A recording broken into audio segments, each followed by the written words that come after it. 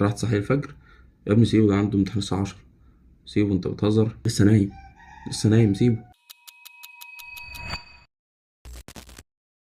السلام عليكم ورحمة الله وبركاته. كيف الحال؟ أهلا من جديد. في وقت الامتحانات بصراحة بيبقى عندنا مشكلة في النوم، يعني أغلبنا بجد بيبقى عنده مشكلة كبيرة أوي في النوم، ألا وهو إن أنت بتبقى مطبق في أغلب الأوقات، يعني في أغلب الامتحانات بتبقى مضغوط ولازم تخلص حاجات، فبتضطر تطبق وتسهر كتير والكلام ده كله، بس بنسعى عن حاجة معينة وبنسعى عن حاجة مهمة جدا، ألا وهي أوقات الصلوات.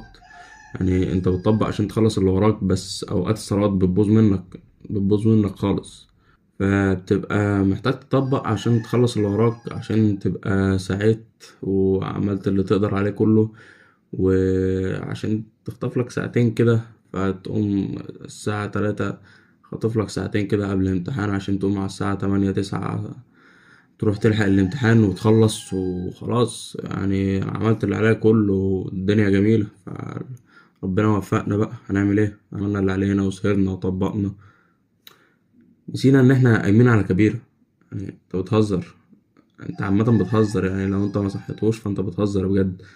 انت قايم على كبيرة من الكبائر، لو انت ما نويتش اصلا ان انت تصحى الفجر وعملت حسابك ان انت هتصحى الفجر قبل الامتحان ده، انت قايم على كبيرة من الكبائر في اي يوم كمان، مش في ايام الامتحانات بس، يعني في اي يوم انت قايم على كبيرة من الكبائر. ربنا يوفقك ازاي؟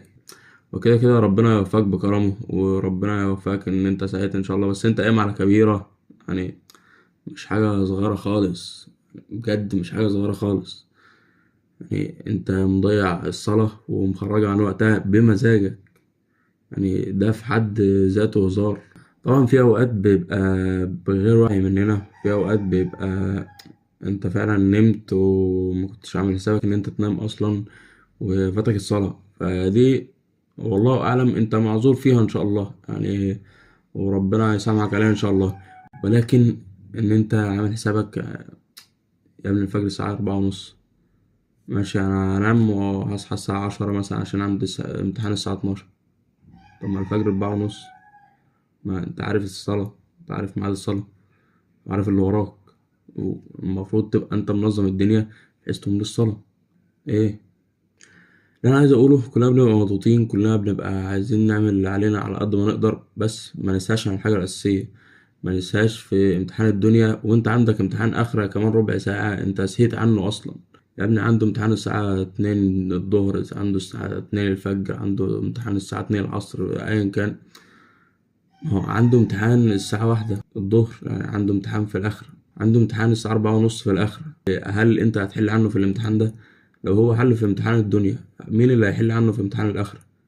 ما بقولش ان انا على طول دايما كده، ولكن دي الحقيقة عليا وعلى غيري.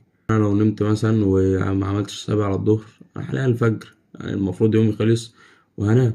فانا لو نمت وما عملتش حسابي ان انا ان شاء الله اصحى الظهر وما صحيتش، فانا كده قايم على كبيرة من الكبائر. انا كمان على الاقل اعمل حسابي وانوي ان شاء الله، واعمل منبهي وهنبه الناس اللي حواليا ان صحوني على الفجر، صحوني على الظهر، انا هنام مش عارف هصحى امتى، فحاولوا تصحوني على الفجر ان شاء الله. على الاقل ابقى ناوي على ده، وان شاء الله ربنا يوفقني واقوم لوحدي اصلا من غير ما احتاج، يعني حتى لو انا مش نايم خالص، يعني حتى لو انا نايم ساعة، فربنا يوفقني ان شاء الله ويقومني الفجر. يعني كانت خاطرة سريعة بصراحة يعني، فنحاول إن شاء الله كده ننام ونصحى على الظهر إن شاء الله، قبل الظهر إن شاء الله نكمل مذاكرة.